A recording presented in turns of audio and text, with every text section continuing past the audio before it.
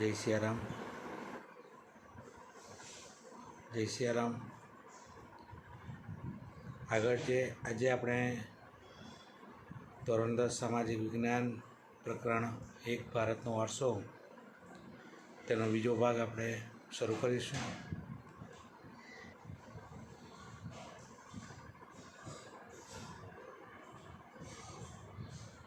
મિત્રો, ગઈકાલે આપણે પ્રાકૃતિક વારસા વિશે વાત કરી હતી. આજે આપણે પ્રાકૃતિક વારસાના કેટલાક તત્વો વિશે વાત કરીશું, જેમાં નદીઓ અતિ પ્રાચીન કાળથી આજ દિન સુધી આપણી સંસ્કૃતિની અંદર લોકમાતા તરીકે પૂજાતી આવી છે. ભારતની સંસ્કૃતિનો ઉદય અને વિકાસ આપણે પ્રાચીન સમયથી જોઈએ તો સિંધુ અને રાવી નદીના કિનારે થયો હતો તેવું કહી શકીએ.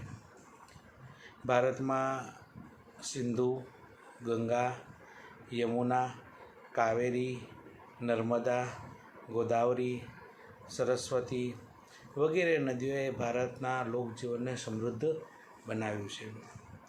પ્રાચીન સમયથી જ લોકોએ પીવાના વપરાશ માટે, ઘર વપરાશ માટે, ખેતરોમાં જળ સિંચાઈ માટે, જળ વિદ્યુત ઉત્પન્ન કરવા માટે એટલે કે વીજળી ઉત્પન્ન કરવા માટે, ખેતી અને આંતરિક અને આંતરરાષ્ટ્રીય જળમાર્ગ તરીકે આપણે તેનો ઉપયોગ કરતા આવીએ છીએ અને તેને કારણે તેની મહત્ત્વની જરૂરિયાતો માટે નદીના પાણીનો જ ઉપયોગ કરવામાં આવે છે.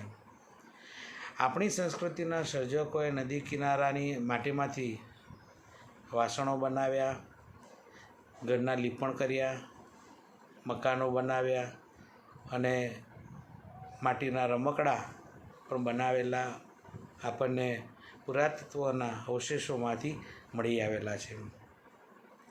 નદી કિનારે જોવા મળતા ઉષા અને સંધ્યા, ઉષા એટલે સવારનું દૃશ્ય.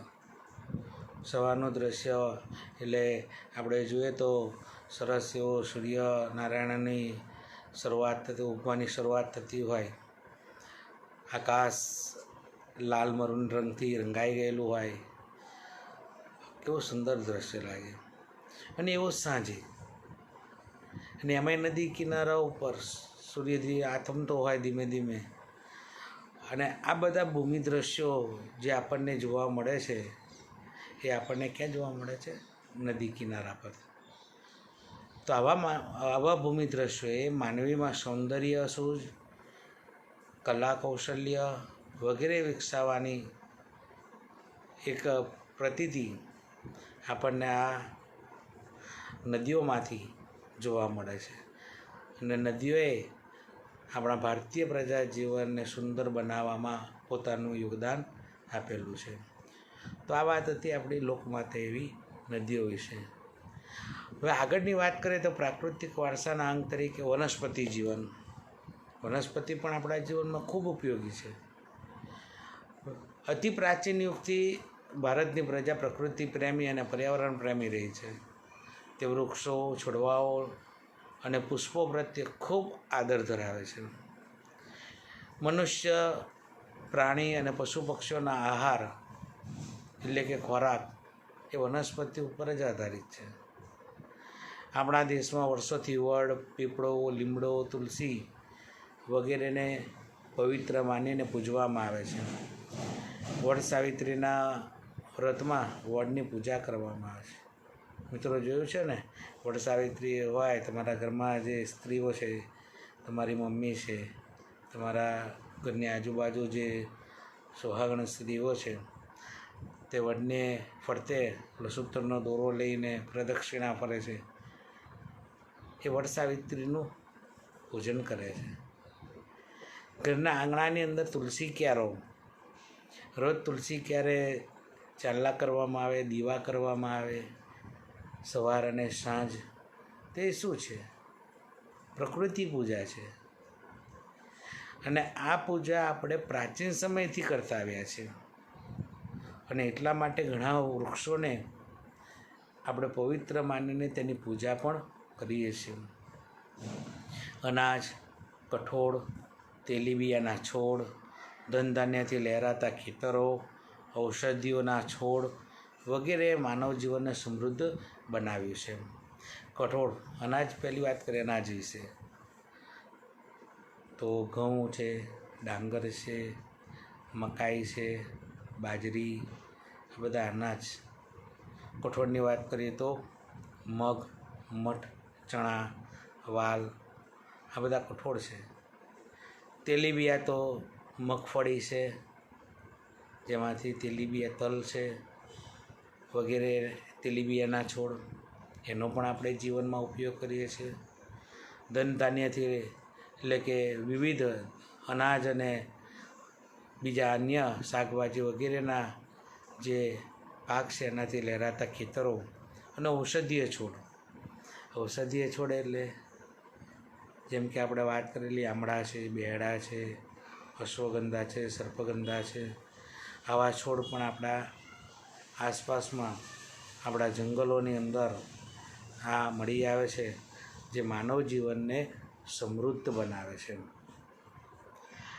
આમળા, બેડા, કુંવારપાઠું, અરડુસી, લીમડો વગેરે ઔષધીય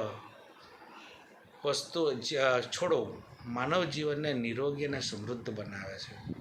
હમણાં જ વાત કરી આમળા, બેડા, કુંવારપાઠું, અરડુસી, લીમડો, આ બધું આપણે દવામાં ઉપયોગ કરી શકીએ છીએ.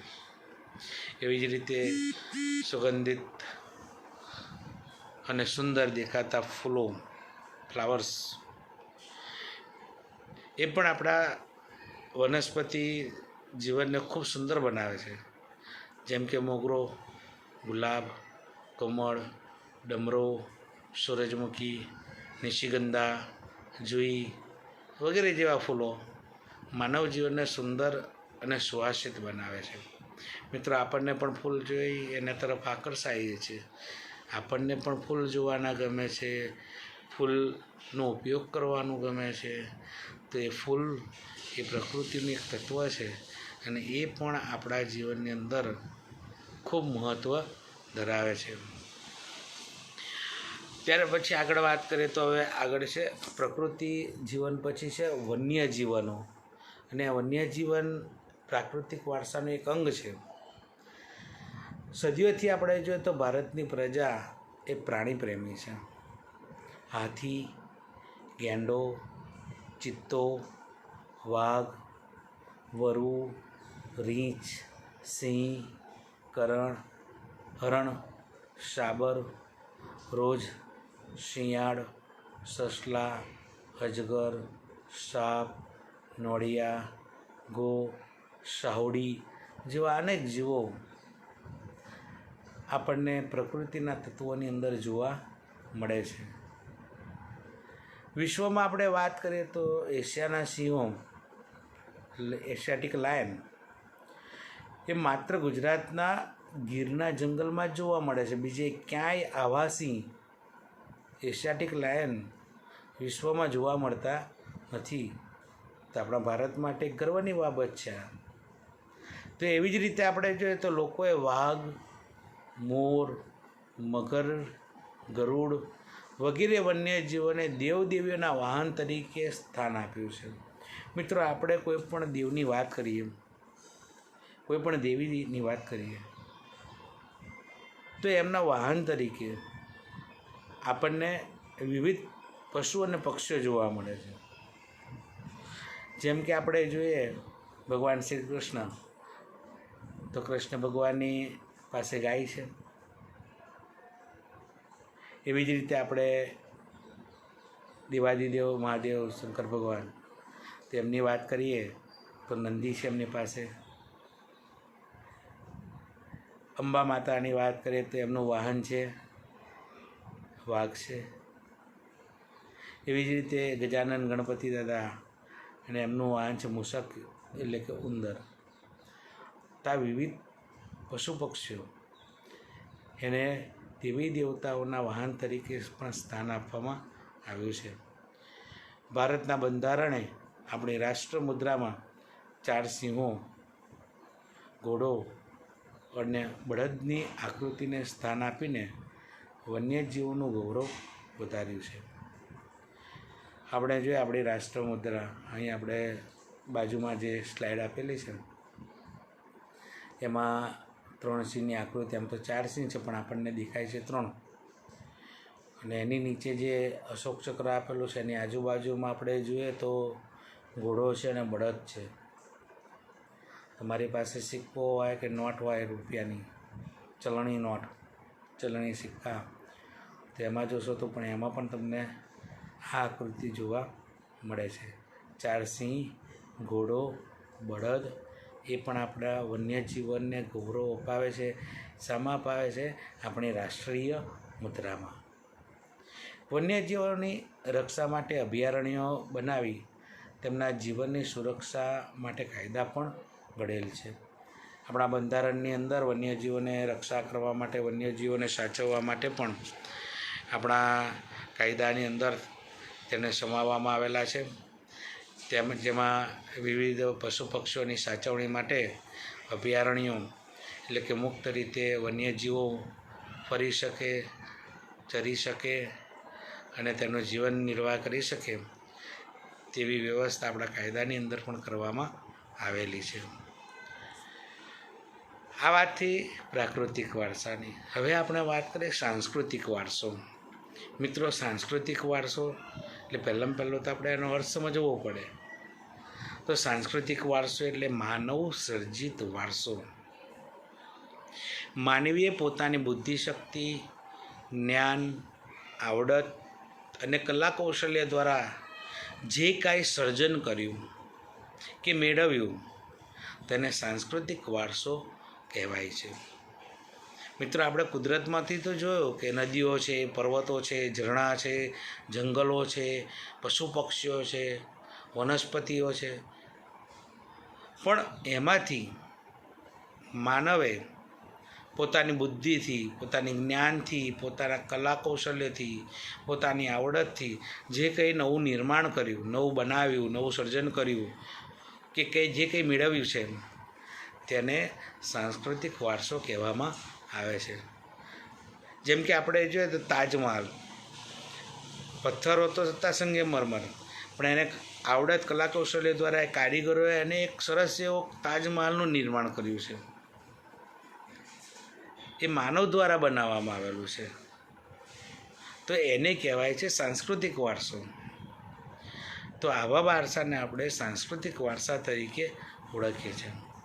આપણા સાંસ્કૃતિક વારસામાં મંદિરો, શિલાલેખો, સ્તૂપો, વિહારો, ચૈત્યો, મકબરા, મસ્જિદો, કિલ્લાઓ, ગુંબજો, રાજમહેલો, દરવાજા, ઇમારતો, ઉત્ખનન કરેલા સ્થળો તેમજ ઐતિહાસિક સ્મારકોનો સમાવેશ કરવામાં આવે છે.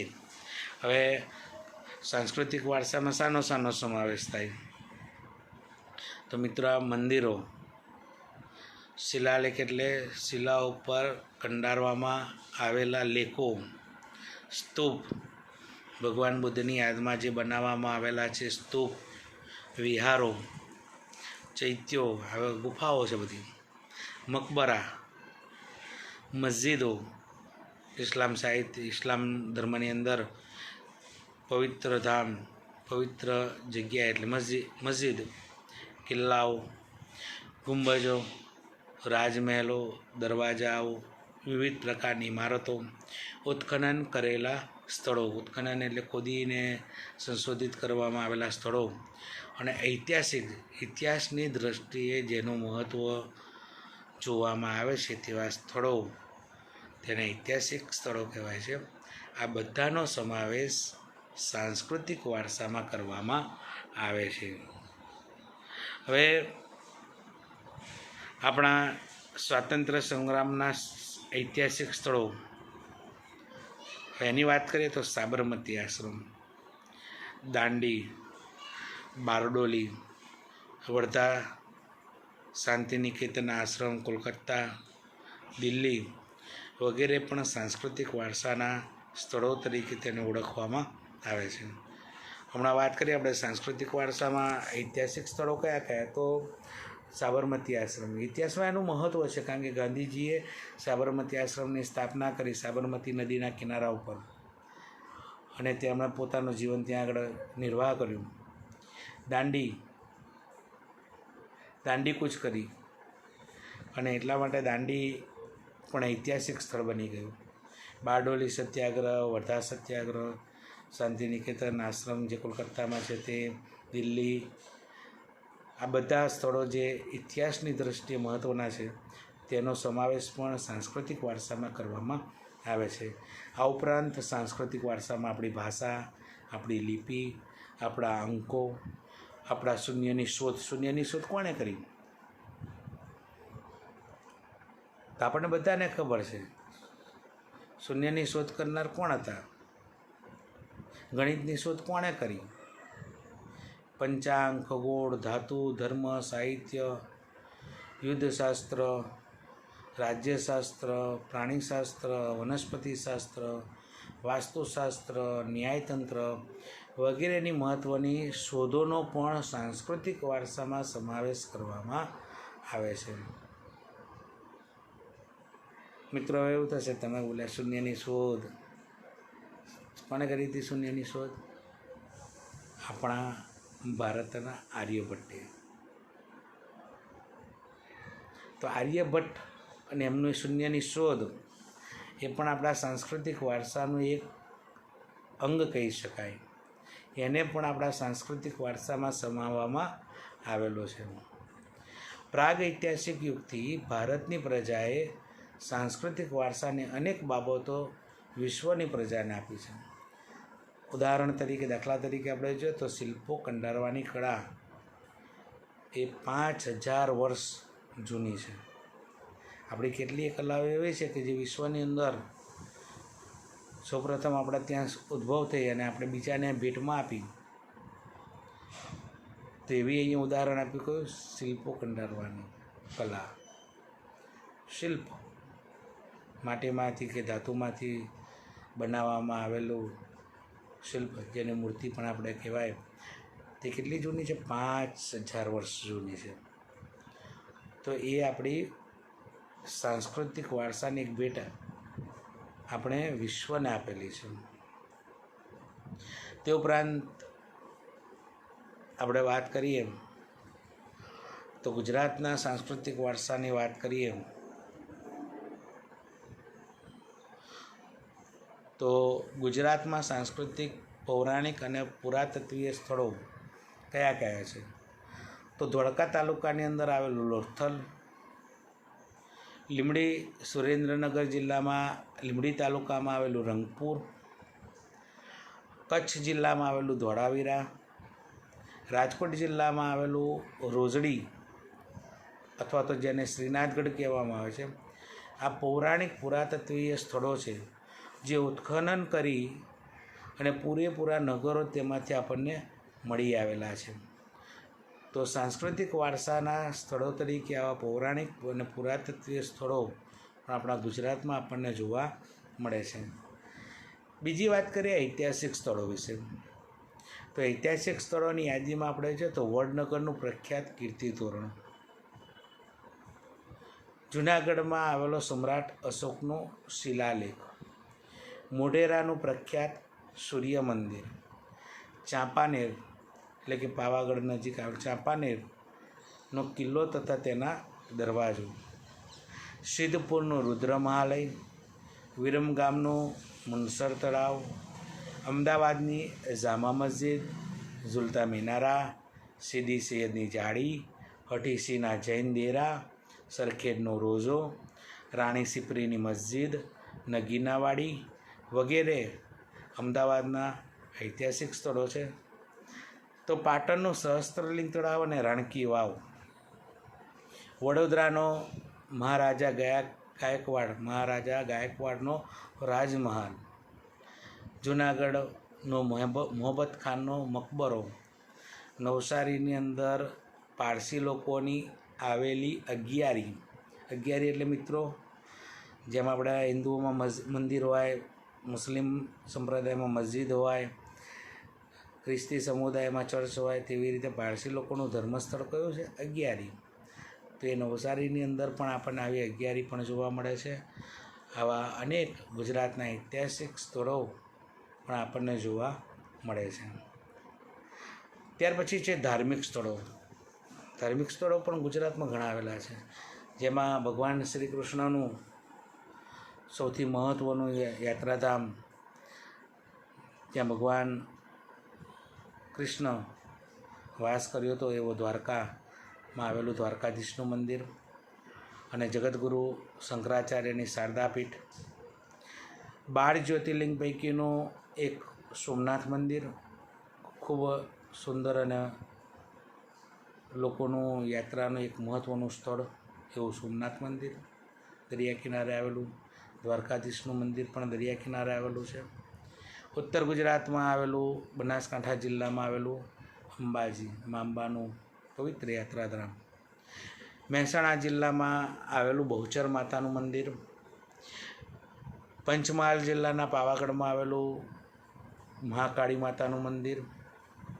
પાટણના ઉનાવામાં આવેલું મીર દાતારનું મંદિર.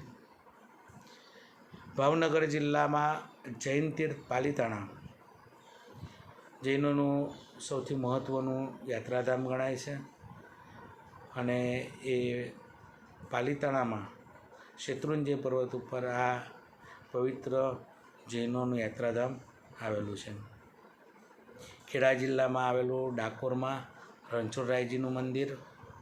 અરવલ્લી જિલ્લામાં આવેલું શામળાજીનું મંદિર વગેરે ગુજરાતના ધાર્મિક મહત્ત્વ ધરાવતા તીર્થ સ્થાનો પણ આપણને જોવા મળે છે, જે આપણા સાંસ્કૃતિક વારસાને ખૂબ જ આગળ વધારે છે અને તેનું મહત્ત્વ પણ વધારે છે.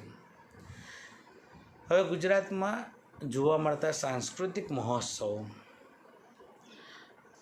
તો સાબરકાંઠા વિજયનગરની અંદર આવેલી પોળો, અમદાવાદની અંદર જ્યારે ઉત્તરાયણ આવે છે ડિસેમ્બર જાન્યુઆરી, તો ત્યાં આગળ પતંગોત્સવ મનાવવામાં આવે છે. અને સાથે સાથે જ્યારે 31 ડિસેમ્બર 25 ડિસેમ્બરથી લઈ અને 1 જાન્યુઆરી સુધી અમદાવાદની અંદર કાર્નિવલ કરવામાં આવે છે કાંકરિયાના કિનારા ઉપર. તે પણ ખૂબ મહત્ત્વનો એક મહોત્સવ છે, જેને કાંકરિયા કાર્નિવલ તરીકે ઓળખવામાં આવે છે.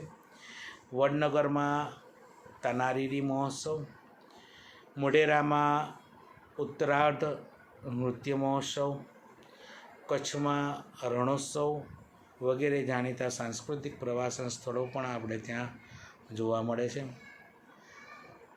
ત્યાર પછી જોઈએ તો મેળાઓ. ગુજરાતમાં અનેક મેળાઓ આપણને જોવા મળે છે. તો મેળાઓમાં જોઈએ તો મહેસાણા જિલ્લામાં મોઢેરામાં આવેલો મોઢેરાનો મેળો, બનાસકાંઠા જિલ્લામાં અંબાજી મંદિર ખાતે અંબા માતાના ધામમાં ભાદરવી પૂનમનો મેળો, જુનાગઢ જિલ્લાના ગિરનારની અંદર એવું કહેવાય બાવાઓનો મેળો, જેને ભવનાથનો મેળો કહેવામાં આવે છે. ત્યાં આગળ અનેક સાધુ સંતો આપણને જોવા મળે છે, જેને મિની કુંભ મેળો પણ કહેવામાં આવે છે. સુરેન્દ્રનગર જિલ્લાના તરણેતરમાં આવેલો તરણેતરનો મેળો, અને અમદાવાદ જિલ્લાના ધોળકામાં આવેલો વૌઠાનો મેળો મુખ્ય આકર્ષણના કારણો છે.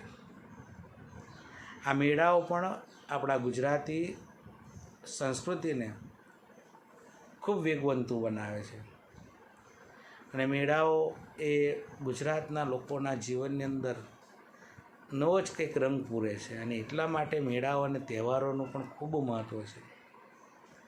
હવે આગળ જોઈએ તો બૌદ્ધ અને જૈન ધર્મની ગુફાઓ, એ પણ ગુજરાતમાં આવેલી છે.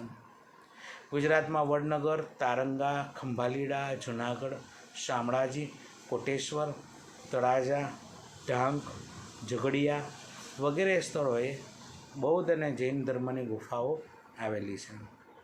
મિત્રો, આ બધું યાદ રાખજો એક વાક્યના પ્રશ્નોમાં, ખાલી જગ્યામાં, જોડકામાં એક માર્કના પ્રશ્નની અંદર આ વૈકલ્પિક પ્રશ્નો આપણને પૂછી શકાય છે. એટલે આ બધું આપણે યાદ રાખવાનું કે ભાઈ કાંકરિયા કાર્નિવલ ક્યાં ભરાય છે? તો અમદાવાદની અંદર.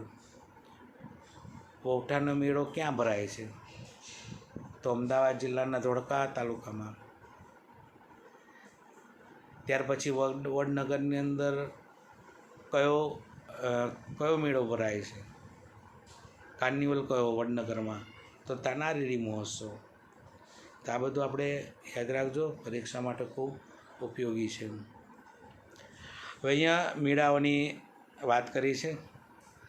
ગુજરાતની ભાતીગળ સંસ્કૃતિમાં વિવિધ સ્થળોએ પરંપરાગત રીતે ધાર્મિક, સામાજિક મહત્ત્વ ધરાવતા મેળાઓ યોજાય છે. જે કેટલાક મુખ્ય મેળાઓના અહીંયા ફોટોગ્રાફ્સ આપેલા છે, અહીંયા આપણે જોઈશું. તો પહેલો છે મોઢેરાનો મેળો, બરાબર. ત્યાર પછી બહુચરાજીનો મેળો છે, કાળિયા ઠાકરનો મેળો છે, અરવલ્લી. હવે મોઢેરાનો મેળો મહેસાણામાં ક્યારે ભરાય? શ્રાવણ વદ અમાસ. પાટણમાં બહુચરાજીનો મેળો ક્યારે ભરાય? ચૈત્ર સુદ પૂનમ. શામળાજી અરવલ્લીનો મેળો તો કારતક સુદ 11થી અમાસ સુધી. ભાદરવી પૂનમનો મેળો અંબાજીમાં ભાદરવા સુદ પૂનમના દિવસે. ભવનાથનો મેળો જૂનાગઢમાં ગિરનાર પર મહાવદ નોમથી લઈને 12 સુધી. તરણેતરનો મેળો. મિત્રો, તરણેતરના મેળાની ખાસિયત છે કે ત્યાં રંગબેરંગી અને વિવિધ અલંકૃત કરેલી છતરીઓનો મેળો કહેવાય છે. તો એ સુરેન્દ્રનગર જિલ્લામાં આવેલા તરણેતરમાં ભાદરવા સુદ 4થી લઈને 6 સુધી આ મેળો ભરાય છે. બળિયાદનો મેળો, જેને ઉર્સ કહેવામાં આવે છે, અમદાવાદ જિલ્લાના બળિયાદની અંદર જે ઇસ્લામ ધર્મની રજબ માસ છે તેની 9 તારીખથી લઈને 11મી તારીખ સુધી આ મેળો ભરાય છે. નકળંગનો મેળો, જે ભાવનગરમાં ભાદરવા વદ અમાસના દિવસે ભરાય છે. માધવપુરનો મેળો પોરબંદર દરિયા કિનારો છે, બહુ મોટો મેળો ભરાય છે મિત્રો. ચૈત્ર સુદ નોમથી લઈને 13 સુધી. અમદાવાદ ધોળકા તાલુકામાં વૌઠાનો મેળો. મિત્રો, એવું કહેવાય કે આમાં ગધેડા, ડોંકી, એના લેવેશ માટેનો આ મેળો છે.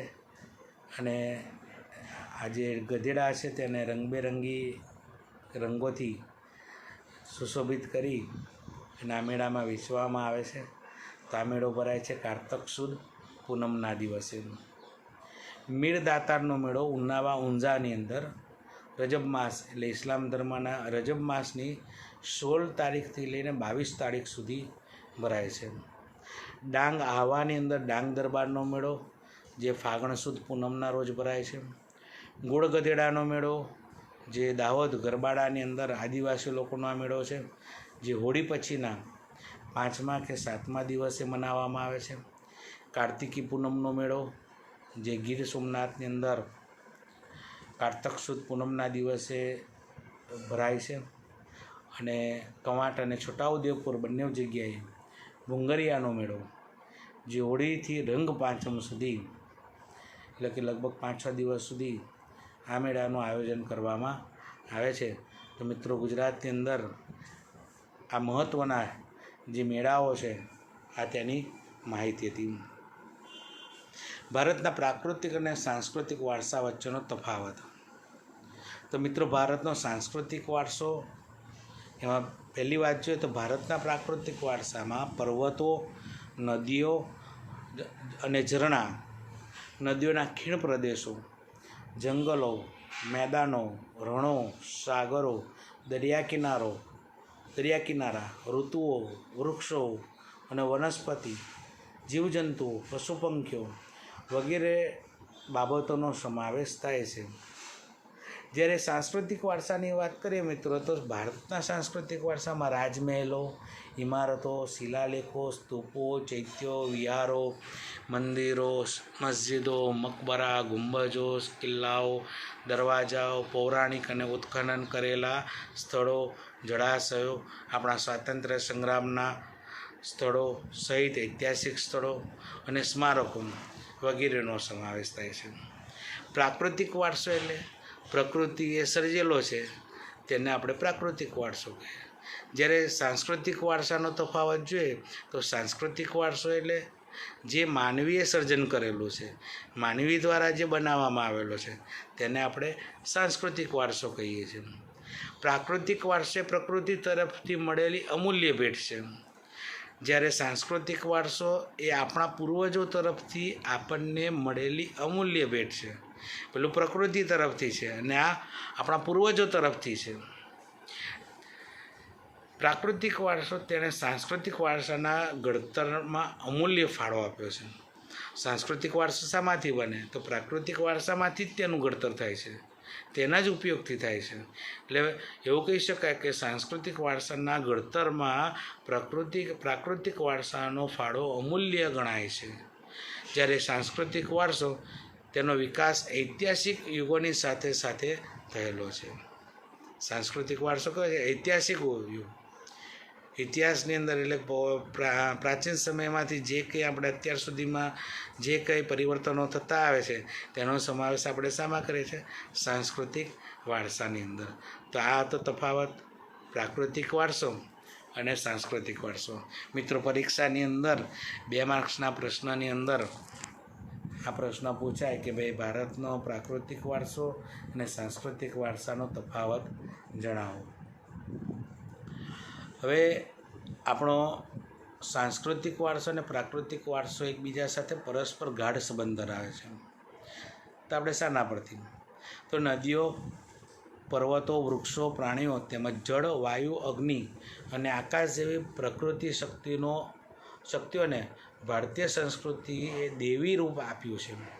આપણે જોઈએ કોઈ પણ પ્રાકૃતિક તત્વો છે આપણે એને ધર્મ સાથે જોડી દીધું છે કે જેથી કરીને આપણે તેનો ઉપયોગ પણ કરીએ અને સાથે સાથે એનું સંવર્ધન પણ કરીએ, જાળવણી પણ કરીએ. જેમ કે નદીઓ લોકમાતા, પર્વતોને આપણે પૂજીએ છીએ, વૃક્ષોની પૂજા કરીએ છીએ, પ્રાણીઓની દેવીઓની વાહન તરીકે પૂજીએ છીએ, જળ પાણીની પૂજા કરીએ છીએ, વાયુની પૂજા કરીએ છીએ, અગ્નિની પૂજા કરીએ છીએ, આકાશની પૂજા કરીએ. તો એ દેવી સ્વરૂપ તરીકે આપણે તેને જોઈએ છીએ. નદીઓને આપણે લોકમાતા તરીકે પવિત્ર ગણી પૂજીએ છીએ. પીપળો, વડ અને તુલસીને પવિત્ર માની તેની ધાર્મિક મહત્ત્વ સમજી અને તેની પણ આપણે પૂજા કરીએ છીએ. કેટલાક પશુ પંખીઓને દેવી દેવતાના વાહન તરીકે સ્વીકાર્યા છે. કેટલાક શાસ્ત્રીય રાગો દિવસના જુદા જુદા પ્રહરો પર આધારિત છે. જુદા જુદા રાગ પણ અલગ અલગ છે મિત્રો. પ્રભાતિયા, બરાબર, નરસિંહ મહેતાએ લખેલા પ્રભાતિયા એ સવારે ગવાય, એનું મહત્ત્વ સવારનું છે. તો એ સવારનો એક રાગ કહી શકાય. એવા અનેક રાગો આપણા શાસ્ત્રીય સંગીતની અંદર પણ જોવા મળે છે. આ તો કાવ્યનો પ્રકાર કયો? પ્રભાતિયા. પણ શાસ્ત્રીય સંગીતની અંદર પણ કેટલાક રાગ આવેલા છે જે દિવસના જુદા જુદા પ્રહરો એટલે સમય પ્રમાણે તેનો ઉપયોગ થતો હોય છે. આયુર્વેદ, યુનાની ચિકિત્સા પદ્ધતિ અને નેચરોપથી સંપૂર્ણપણે પ્રકૃતિ પર આધાર રાખે છે. હવે આયુર્વેદ એની પણ આપણે આગળ વાત થઈ ગઈ છે. યુનાની અને નેચરોપથી આ બધું કુદરતી છે. કુદરતના સ્ત્રોતનો ઉપયોગ કરી અને આપણે એનો ઉપયોગ કરી અને સ્વસ્થ રહીએ છીએ. તો આ હતી આપણે સાંસ્કૃતિક વારસો અને પ્રાકૃતિક વારસો એકબીજા સાથે જોડાયેલો છે.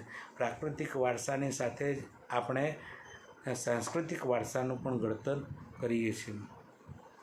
આગળનો મુદ્દો મિત્રો, ભારતમાં વિવિધ પ્રજાઓ જે પ્રાચીન સમયમાં આવી હતી તેના વિશેનો આપણે અભ્યાસ કરવાનો છે.